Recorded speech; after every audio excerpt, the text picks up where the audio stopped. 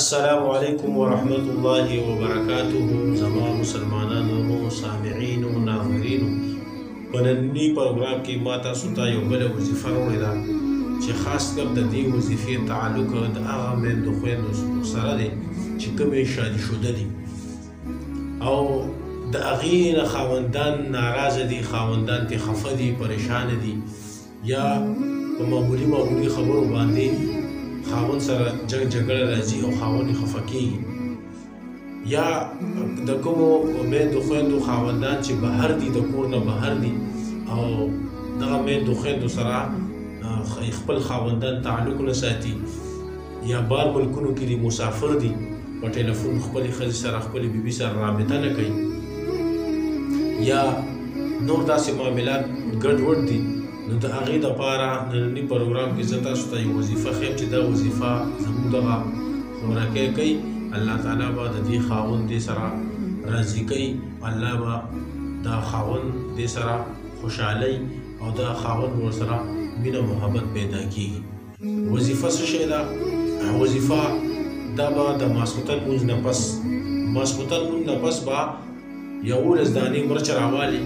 11 دانې تور مرچ به راوالي او په هغې باندې به 11 ځل یا لطیفو یا ودودو، یا لطیفو یا ودودو، دا 2 الفاظ به ووایې 11 ځل او په دغه مرچو باندې به دم کړي. یا لطیفو یا ودودو به 11 مرچو باندې 11 ځل دم کړي. وروسته مخکې به په درود شریف یو ځل ویل. بیا دغه مرچ به دم شوي مرچ به راواخلي او دغه دم شوي مرچ چې دی دا په تیز اور کې واچوي، خو چې کله په تیز اور کې اچوي نو دغه وخت کې به د خاوند د مهربانه کېدو نیت او خیال به دا کوي چې یا الله د دې وظیفې برکت سره زما دا خاوند په ما باندې مهربانه کړي، دا خاوند ما نه خفه دی، ما ناراضه دی، یا الله د دې وظیفې برکت سره ما نه څه کړي، خوشحاله کړي او راضي کړي او ما سره محبت پیدا کړي. دا وظیفه کم از کم چې دا 4 ورځې دا وظیفه به دغه زنانه د خپل خاوندانو دپاره 4 ورځې مسلسل کوي. دا وظیفه بیا وورئ چې کومې ښځې نه خاوند خفه وي، ناراضه یا د ښځې سره د خاوند مینه نه وي، محبت نه وي، نو هغې دپاره دا عمل د ماسخوتن نه پس 4 ورځې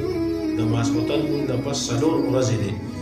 11 دانې مرچ په تور راوالي، په هغې باندې به 11 ځل درود شریف د یا لطیفو یا ودودو، یا لطیفو یا ودودو، دا الفاظ به 11 ځل 11 مرچو باندې ووایي او دم به یې کړي. بیا به دا 11 مرچ په تیز اور کې واچوي، خو چې کله اچوي د اچولو وخت کې به د خپل خاوند د مهربانه کېدو او د راضي کېدو